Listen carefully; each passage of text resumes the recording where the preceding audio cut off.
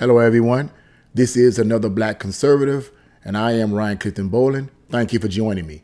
I want to get right into the subject right now because I want to cover something that is not covered by the mainstream media on the right or on the left. They will not talk about this subject.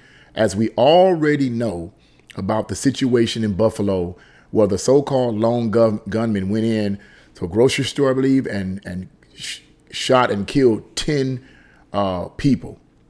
Okay, the mainstream media is spinning this as a race-related or a hate crime, a race-related slaughter, if you will, and it more than likely, may be a racial thing. But what I want to talk about is something much, much darker, and what I really believe is going on because there has been a rise in these mass shootings for the last few years, and this mass shooting here in Buffalo was not the only mass shooting that took place. So what I'm going to do, I'm going to read a significant portion of this article because I really want you to get the essence of what's going on here, and I really want to get into the topic that I'm going to get into, and that is, I'm going to give you an introduction. That is, I personally believe that this so-called Buffalo shooter, mass shooter, was a programmed shooter. And I'm going to explain to you what I mean by that when we get into this discussion. So let's get right into this. This article is entitled, Buffalo Shooter's Prior Threat, Hospital Stay Under Scrutiny. The white gunman accused of committing a racist massacre at a Buffalo supermarket made threatening comments that brought police to his high school last spring. Isn't that interesting? But he was never charged with a crime and had no further contact with law enforcement after his release from a hospital, officials said.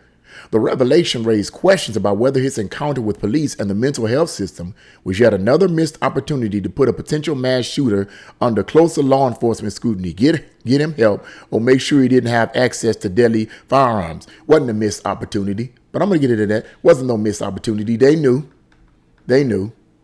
Authorities said they were investigating the attack on predominantly black shoppers and workers at the Tops Friendly Market as a potential federal hate crime or act of domestic terrorism. Saturday's mass violence in Buffalo was the deadliest. Now get this now. Saturday's mass violence in Buffalo was the deadliest of a wave of fatal weekend shootings, including at a California church and a Texas flea market. But let me say something real quick before I go any further. You hardly hear any of this type of stuff. You hardly hear anything about the Chicago shootings that's taking place over there in the mainstream media, for the most part. Black mass shootings take place all the time over there, but you never hardly anything about it on the mainstream media. Gee, I wonder why. Peyton Grinton, 18, traveled about 200 miles from his home in Conklin, New York, to Buffalo to commit the attack, police said. Federal authorities were still working to confirm the authenticity of a racist 180-page document purportedly written by Grinton that said the assaults were intended to terrorize all non-white, all non-white, non-Christian people and get them to leave the country. Non-Christian? So he's supposed to be a Christian. You see what's going on here? This is psychological. I believe this is purely psychological. Law enforcement officials revealed Sunday that New York State police troopers had been called to Grinton's high school last June for a report that the then 17-year-old had made threatening statements. Grinton had threatened to carry out a shooting at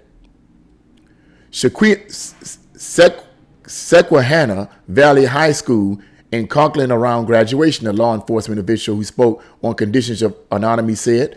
The official was not authorized to speak publicly on the investigation. I'm pretty sure why he wasn't authorized to speak publicly on the investigation. They weren't authorized because they want chaos. They want moral chaos in our society. So hush. Okay, I'm giving you my opinion. I'm giving you bits and pieces of my theory on what I think this is, but we're going to get into this further. Buffalo Police Commissioner Joseph Gramley said Gundren Gundren had no further contact with law enforcement after a mental health evaluation that put him in a hospital for a day and a half. Nobody called in, he said. Nobody called any complaints, Grumley said. The threat was, quote, general in nature, he said, and not related to race. New York is one of several states that have enacted red flag laws in recent years that were intended to try and prevent mass shootings committed by people who show signs that they might be a threat to themselves or others. So here's the problem. Here's the question. Okay, if these red flag laws were put in place, and you see the red flags and people report them, how come no one's doing anything about them? I'll tell you how come they're not doing anything about them. They're not doing anything about it because they're told not to do anything about it. These shooters are programmed shooters. I'm going to give you why I believe that. These laws allow law enforcement officers, a person's family, or in some cases, medical professionals or school officials to petition courts to temporarily seize the person's firearms or prevent them from buying guns. It's interesting to me, and also infuriating to me that law enforcement and the government, particularly I'm going to say alphabet government agencies, and you know what I'm talking about. I don't want to name them down here because the algorithms might censor my video. But the alphabet agencies of the government, it's interesting how they put conservatives and Christians on their terrorist watch lists, and they call parents that make complaints about teachers teaching their children transgenderism in the schools, and CRT in this critical race theory in the schools, terrorists, but we got actual terrorists out here showing signs of terrorism, but then they say, hands off. Hands off. Don't you think something's funky going on here? I do. Let's read on.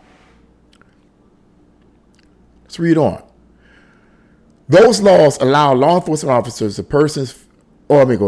federal law bars people from owning guns if a judge has determined that they have, quote, a mental defect or they have been forced into mental institution, but an evaluation alone would not trigger the prohibition.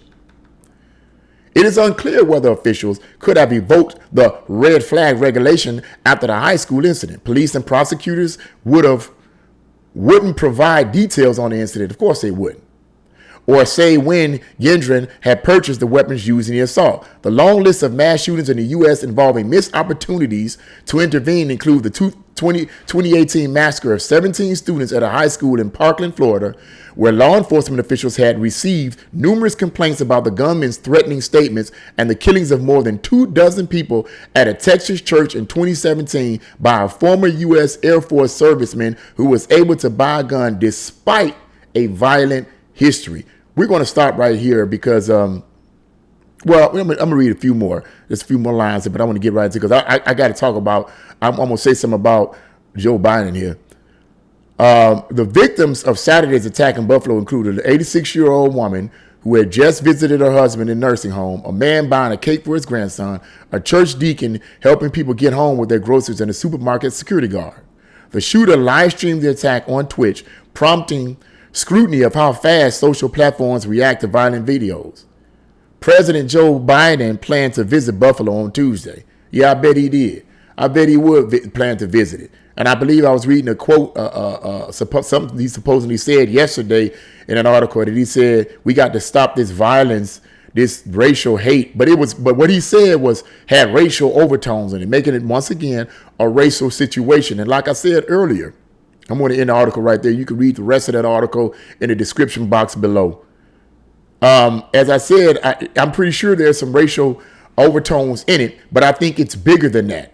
Because as the article says, he made this threat in a school. Some time ago, he made the same kind of threat of shooting up some people in the school. And according to the article and the officials, there was nothing, it was not race related. So now all of a sudden it's race related. Now, somebody could argue, well, back then probably was race related then, but he just didn't want to say anything. I don't think so. Now, let's get back to this program shooter thing. I believe that this individual, as well as past individuals who decide to go in places and shoot up masses of people, and then when they finish shooting up all these people, they decide to put the gun to their head to kill themselves, are programmed to do that. Now you say, what in the world are you talking about? Is that another conspiracy theory? One could consider it a conspiracy theory, but I no longer believe it's a conspiracy theory. And there are a myriad of researchers that I have read up on their work that say it's not.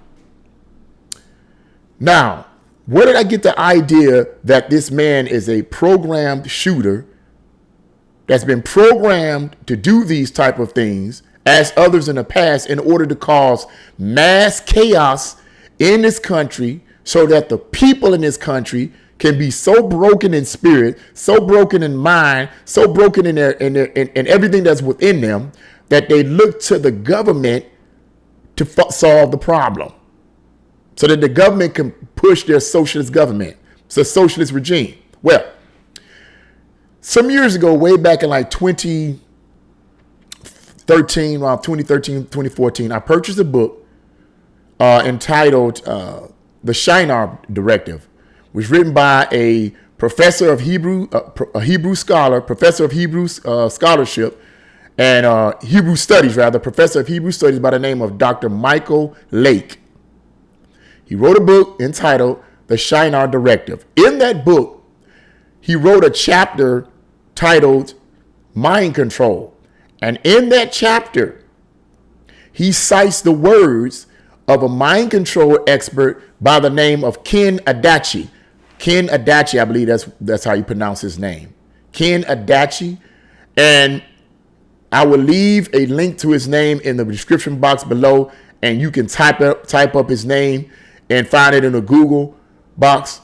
But you got to type up Ken Adachi, mind control researcher, because you just type up Ken Adachi, it's not going to give you anything. Say he was a journalist or whatever, they don't want to give you anything. But I'll put that in the description box below. Now, I'm going to paraphrase the words of Ken Adachi, okay? But before I do, I want to say this. Ken Adachi, accordingly, is a researcher of mind control. But he's not the only one that believes in mind control and the splitting of the personality in order to create programmed killers and other things. But Russ Dizdar, who has since passed a couple of months ago, was a pastor. And he would go around in different places all over the state of Ohio and all over the country, from what I understand. And he would go out, him and his team would go out looking for people who are victims of satanic, I'm not going to say it. I just put it to you like this. Who are victims of SRA. Think about the acronym there. The reason why I'm not saying it because I don't want the algorithms in YouTube to censor the video. They probably going to do it anyway. I get so sick of this censoring stuff. I don't know what to do. But he would go around looking for these individuals, and he would find them. Come find out they had been victims of this of horrible abuse. As children, had been victims of horrible abuse that was designed to fracture their personality. But I'm going to get into that. I want to get too far into that because I'm jumping ahead of myself here. Let's get back to Ken Adachi and his research. But I'm just letting you guys know that about Russ Dizdar because he was of the same belief, and he would literally go out and search for these kind of individual victims of this kind of mind control and this kind of abuse. Ken Adachi stated that, and I'm paraphrasing his words, after World War II, America, the American government, the United States American military rather, smuggled or secretly brought thousands of Nazi scientists, Nazi rocket engineers, and mind control experts from Germany, Nazi Germany, and secretly brought them here to America. They put them in underground military bases to continue their advanced technology. Because what you got to understand, according to the research of Ken Adachi and other researchers, Nazi Germany at the time had the most advanced technology in the world. And it was hard to compete. So when World War II was over,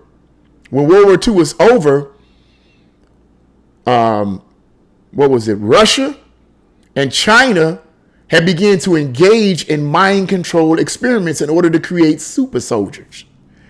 They were also bringing scientists into their military and trying to create advanced technology to become the number one country, the number one military country, or number one in the world. So it was kind of like an arms race for America. So America basically said, okay. So American military basically said, well, we got to stay on top of these things. So they smuggled thousands. They secretly brought thousands of these scientists into our country and put them into underground military bases. This is called Operation Paperclip. Operation Paperclip is the name of it. It's not a conspiracy theory. It actually happened. Okay. This happened around the 1950s when it officially started. So they would take all these people into, they would take these doctors, put them in underground military bases, and they continued their experiments there. But what the mainstream media didn't talk about was the mind control experts who were committing horrible acts of brutality and torture on young people and humans in the concentration camps in Nazi Germany, in places like Auschwitz and Leesborn. They were committing these horrible acts of brutality upon them to the point where it would fracture their personalities and split them into multiple personalities. That's where the concept of multiple personality disorder came from. MPD, according to the research of Ken Adachi and others, came from Nazi Germany when the Nazi doctors and mind control experts committed these acts on the prisoners and split their personalities in order to create a super race of human beings. One of the initiators of this type of mind control brutality was Josef Mengele, a mind control expert, and he was brought here. Okay, well, I don't know. Let me take that back. I don't know if Ken Adachi said his research brought him here, but he was one of the initiators, the main ones. Now let's get back to the underground military bases. They were allowed to continue their mind control experiments in these underground military bases, according to his research. What they would do, now it's going to get dark, but what they would do, and I don't know who was doing the kidnapping, they would go around. This occurred from the 1950s all the way to the 60s. It was officially supposedly had ended in 1973. These mind control experiences supposedly ended in 1973, but that's a whole nother story, and I digress. What they would do is, in order to continue these mind control experiments, they would go out and kidnap kids off the streets or whatever, almost up to 1 million a year. And they will put them in cages in these underground military bases that stacked all the way to the ceiling. They put them in the cages, and they would commit some of the most horrific forms of torture and brutality on these young people in order to fracture their personality. Then once they fracture their personality, or split their personality, for those who may not understand that, split their personality. Once they got a number of personalities that they could get, sometimes up hundreds of them, they would program these personalities to be whatever they wanted them to be. A school teacher, law enforcement officer, politician, actor, singer, celebrity, preacher, shooter. According to Ken Adachi's research, you read it online on Google, you'll see. And then they would release them into the society. They would release them into the society, and they walk around like regular people. And then the handlers, at a specific time when they needed them to, the handlers would, usually on a computer, would initiate a trigger word that would cause them to, that sub-personality to take over. And that sub-personality would take over. So if it was a shooter sub-personality, the shooter sub-personality would take over, and it would kill as many people as it needed to kill. And then within the shooter personality, they programmed within that shooter personality a suicide personality that would kill themselves so that they couldn't be traced. So what am I saying? Before I go, that's all I'm going to tell you about that, is that I believe these are programmed shooters. It's deeper than race. Race is just a cover. That's something that the mainstream media likes to talk about and make it a racial issue, ignore everything else. And that's something that the Biden administration is jumping all over. Okay, they love this. The mainstream media and far left love this race thing, but it's deeper than that. Now, I know that's disturbing news, but I believe knowledge is power. And when you know certain things, it helps you to alleviate and make good, better judgments. Now, I can't prove that he's a shooter, a program shooter, whose personality has been split into a multiplicity of personalities. Okay, but my gut telling me he is. As with these other mass shooters, to cause as much moral chaos into this country as possible, to fracture everyone's minds so that the people can look to the government as their savior, among other things that I'm not willing to talk about right now. I'm not going to talk about right now. So I know this video went longer than normal, but I had to give that information. It's a tragedy. My prayers go out to those who were lost. But I do believe that there's more going on here than the mainstream media wants to talk about. And for those of us that know the power of prayer and are Christians, we need to continue to pray, but we also need to be informed. So I wanted to say that, what do you guys think about this? I believe it's a program shooter, and that's why I believe that the officials didn't want him to say anything. They didn't want to say anything. They knew about this, but the powers that be that are above the local and state and federal government, that are above, that's at the top of the pyramid, they're the ones that's making the orders.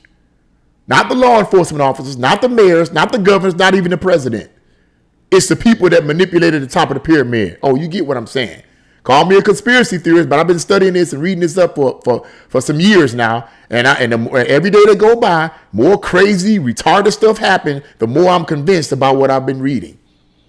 So I just wanted to say that. What do you guys think? Leave your comments in the comment section below. If you like this video, press the like button, share this video, and subscribe. God bless you all, and see you again on another Black Conservative with Ryan Bowling. God bless you all.